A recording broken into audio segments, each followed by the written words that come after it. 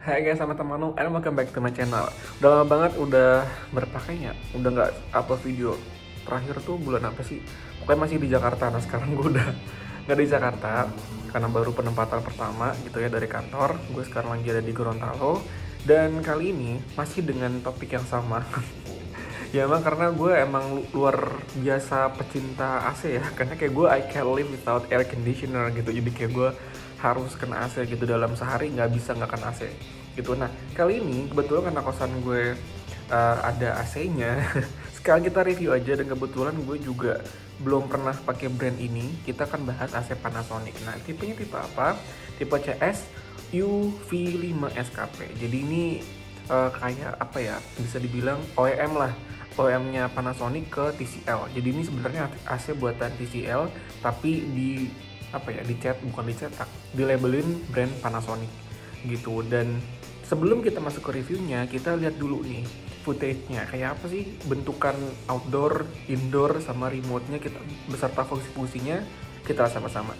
Nah, oke, ini adalah desain dari indoor unit-nya AC Panasonic CS UV5 SKP gitu. Jadi dia bentukannya memang agak beda ya daripada model atau desain indoor AC Panasonic pada umumnya. Jadi dia mungkin karena OEM kali ya, jadi benar-benar bikin beda gitu. Dan bukaan flipnya atau lowernya dia dari atas ke bawah gitu. Jadi ini kayaknya angkatannya ini deh, yang sebelum model kayak UKJ sama Ampere UKJ sebelum itu deh gitu. Ini udah lumayan lama sih modelnya gitu. Nah di sini kita bisa lihat ada logo, bukan logo, ada label Panasonic di bagian tengah, di bagian bentuknya ada stiker NRI-nya juga gitu. Dan di sini juga ada kurva gitu ya, kurva berbentuk elips warna hitam. Dan di sini ada lampu dari indikatornya. Oke, ada power, sleep, timer, sama run. Nah kalau kalian tahu di sini power itu kan warna hijau ini. Nah untuk run warnanya orange. Ada tombol part of manual juga di bawah sensor yang warna hitam itu yang tepat. Nah ini kalau misalnya kalian tidak nyala atau tidak AC-nya, power tetap warna hijau. Jadi kalau misalnya kalian untuk running AC-nya atau kalian nyalain AC-nya, warna orange di lampu indikatoran dia akan nyala. Tapi kalau misalnya kemarin dia akan mati, tapi lampu powernya tetap nyala gitu. Oke. Nah ini adalah bentukan bawahnya deh, kita lihat ya untuk data AC-nya. Nah kelihatan kan, dan di sini serialnya masih menggunakan Trend R410A gitu.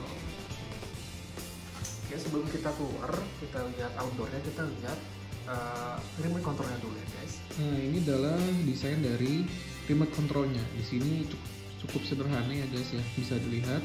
Layarnya juga terbilang sederhana. Di sini ada tombol on off ya, yang warna orange ini, kuning apa orange ini?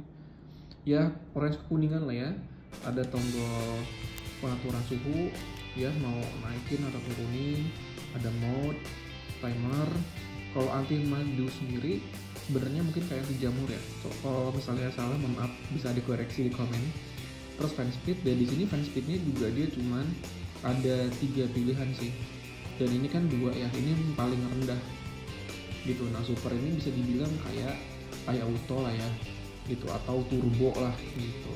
Jadi dia bakal ngedinginin ruangan dengan cepat gitu. Tapi kalau untuk dia apakah mendinginkan ruangan selama 20 menit habis itu dia berhenti, jujur gue belum pernah coba karena gue nggak tega gitu. Walaupun ini bukan AC gue, tapi tetap aja nggak tega kalau gue nyiksa AC dengan mode super ini gitu. Nah kalau eco hemat daya lah ya, kayak misalnya dia ini setting suhunya otomatis ke 25, jadi yang paling aman lah suhu 25 itu. Nah swingnya ini bisa dibilang kayak Daikin. Kalau Panasonic kan kita tahu dia swingnya itu ada posisinya kan, ada sudut derajatnya lah ibaratnya. Nah kalau swing di AC ini di UV5 SKP dia kayak Daikin. Jadi kita bisa dibilang manual lah intinya. Kita nungguin lowernya atau flipnya bergerak naik turun dulu, baru kita fix kalau kita mau panteng atau kita fix gitu. Selebihnya dia akan bergerak sendiri auto, dan pergerakannya bisa dibilang cukup lambat ya. gitu, kayak Daikin aja sih menurut gue. Nah kalau Sleep ini ya kayak EcoSmart lah ya gitu, jadi kayak dia akan, kalau misalnya kita set suhu 25 pun dia akan nge-keep suhu 25 itu sampai kita bener-bener nyaman, jadi kita nggak akan kedinginan kalau tengah malam. Nah kalau Healthy ini gue kurang tahu apakah sistem ion ataukah dia akan mengurangi kelembaban udara, jadi di kita kulit nggak akan kering misalnya, mungkin itu fungsinya. Jadi bisa nih kayak gini, masih diplastikin, ini ada tampilan suhunya, modenya cool, fan speednya juga ini paling rendah 2 gitu. Terus healthy-nya on, swingnya gue fixkan sengaja gitu. Ini untuk remote controlnya guys. Kita lihat ke outdoor. Nah ini adalah outdoor unitnya, agak berisik memang suaranya, dan sorry dong gue nggak bisa ngambilin data kelistrikannya gitu ya, karena mau posisinya di atas, nggak ada bagus begini, ini tinggi banget, lumayan berisik. Oke, ini soal pembuangan udaranya. Kalau untuk daya, ini unit dayanya gue 400 gitu, jadi lumayan besar lah ya untuk akses pendidikan. Oke guys, itu tadi kita udah lihat sama-sama desain indoor unitnya CS UV 5 SKP dari Panasonic gitu kan. Terus tadi juga kita lihat remote controlnya, kita lihat juga sepintas sedikit aja outdoor unitnya karena ini posisinya di atas banget, jadi gue nggak bisa naik untuk capture ke kalian data kelistrikannya. Jadi gue pengen nampilin kan seperti biasa daya normalnya, daya maksimumnya, biar kalian kalau misalnya mungkin pengen AC ini tapi udah keburu nggak ada di pasaran, nah mungkin bisa menjadi pertimbangan gitu kan. Cuman karena kalian sendiri posisinya di atas banget, dan di sini bangkunya juga nggak tinggi ya posisinya gitu, jadi ya segitu aja untuk outdoornya gitu ya. Dan memang dari segi suara gitu ya atau noise lumayan berisik gitu, walaupun di sini semua di kosan ini semua AC-nya itu tipenya sama CS UV5 SKP, tapi ada beberapa yang berisik kayak punya gue, tapi juga ada yang lumayan halus gitu. Dan untuk bentukan dari outdoornya sendiri ya hampir mirip-mirip lah, kayak misalnya kalau kalian tahu AC ini keluar itu dengan brand lain kayak misalnya TCL pun bener-bener sama banget, cuman bener-bener beda di labelnya aja, yang satu Panasonic, satu TCL gitu, jadi cuman segitu aja perbedaannya. Nah, bagaimanakah dengan performa AC ini?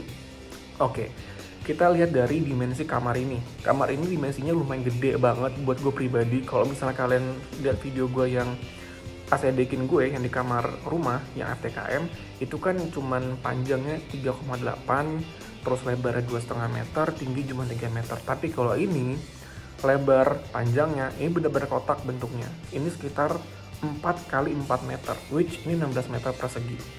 Dan tingginya ini bisa sampai 4. Tapi dengan set suhu 25 aja, gue ngerasa udah lumayan kayak gue setting suhu 25 di rumah, which dengan PK yang lebih kecil dinginnya bisa sama dengan AC di kamar gue di rumah yang PK-nya jauh lebih besar. Ini kan setengah PK doang kan, yang di kamar rumah gue itu 1 PK gitu. Jadi dengan kapasitas yang jauh beda tapi dengan set suhu yang sama, AC ini menurut gue luar biasa. Menurut gue luar biasa gitu, karena bisa maksimal gitu. Kayak ini AC, gue hampir nggak percaya kalau AC ini AC setengah PK. Gue pikir ini adalah AC 1 PK gitu. Oke, jadi menurut gue dari segi pendinginan AC ini bagus, walaupun memang agak lambat. Ya kalau lambat itu relatif lah ya, karena ya gimana AC setengah PK dipasang di ruang 16 meter persegi, ya menurut kalian aja gitu kan. Tapi secara pendinginan menurut gue oke. Dan Freon R410A juga lumayan nggak terlalu nyengat lah kayak R22 dinginnya gitu.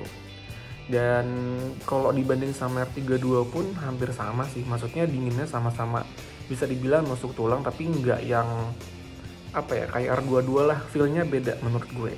R32 sama R410A tuh hampir sama lah gitu karakternya di kulit, tapi ya menurut gue better, a little bit better dibanding R22 gitu.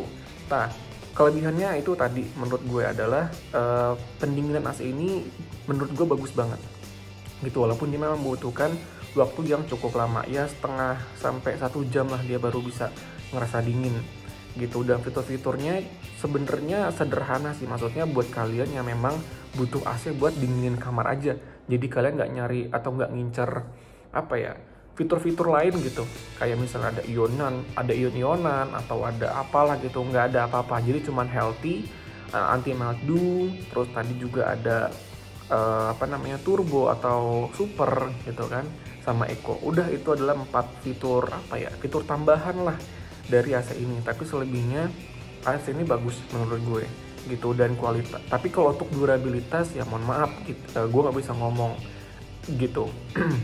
Oke, itu kelebihannya sih menurut gue. Nah, kekurangannya apa?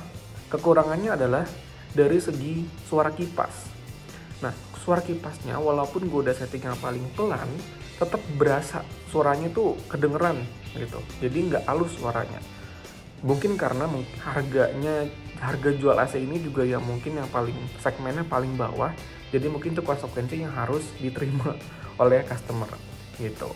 Terus ya itu yang pertama. Yang kedua berhubungan sih fan speednya cuma 3 pilihan, cuman 1, 2, 3, dan itu pun juga nggak terlalu beda jauh lah gitu perbedaannya antara fan 1 dengan fan 2. Tapi kalau kita pakai fan 3 itu berasa banget. Tapi kalau kita pakai fan 1, fan 2 itu nggak begitu kelihatan bedanya gitu, kecepatannya, maksudnya bunyi suaranya pun juga nggak begitu beda gitu. Nah, itu kekurangannya. Terus apa lagi ya? Dari segi healthy misalnya, kan ada fitur healthy tadi itu. Nah, fitur healthy-nya dia nggak mantang guys. Kalau misalnya kalian pakai Nanoiji atau Plasma Cluster di Sharp atau Panasonic, itu kan akan nyala terus kalau kalian nggak matiin. Jadi kalian mau matiin atau enggak ya suka-suka kalian gitu. Tapi kalau misal kalian sekali nyala, terus kalian matiin AC-nya, kalian nyalain lagi, tapi ionnya tetap nyala. Tapi kalau ini enggak, begitu kalian matiin AC-nya, kalian tombol on off-nya ditekan, healthy-nya juga akan mati. Jadi harus setiap nyala kita on-kan AC-nya, baru kita healthy-nya kita nyalain. Jadi ini modelnya kayak fitur ekononya Daikin gue di rumah gitu, baru kita nyalain, kita aktifin ekononya. Tapi kalau kita off ekononya juga ikutan off gitu. Itu kekurangannya sih, jadi agak repot. Tapi ya menurut gue nggak matters lah gitu kekurangannya. Selebihnya oke. Nah, untuk range harganya berapa?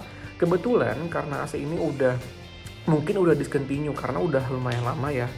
Nah, kalau misalnya masih ada di marketplace, mungkin harga jualnya di sekitaran 2 jutaan. Karena Panasonic yang OEM media sekarang kan media ya, gantinya TCL, itu yang paling bawah tipe RS kalau nggak salah, atau ZV gitu, gue lupa antara dua itu.